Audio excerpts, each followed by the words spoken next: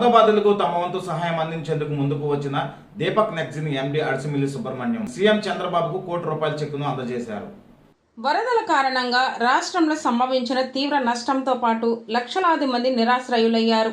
బాపులపాడు మండలం బొమ్మలూరు గ్రామంలోని Deepak next gen feed company managing director Adisimilli Subrahmanyam మనస్తాపం చెందారు. వారిని ఆదుకునేందుకు ముఖ్యమంత్రి చంద్రబాబు నాయుడు పిలుపు ఇవ్వడంతో స్పందించిన Deepak next gen MD Adisimilli Venkata Subrahmanyam, ఆయన కుమారుడు next gen director Adisimilli Chaitanya Vasu శనివారం ముఖ్యమంత్రి నారా చంద్రబాబు నాయుడును కలిసి విధి నిర్వహణలో ఉన్న పౌరులుగా మేము సహాయక చర్యల్లో పాల్గొన్నామని ₹1 కోటి చెక్ను ఆంధ్రప్రదేశ్ విపత్తు నిర్వహణ నిధికి అందించారు.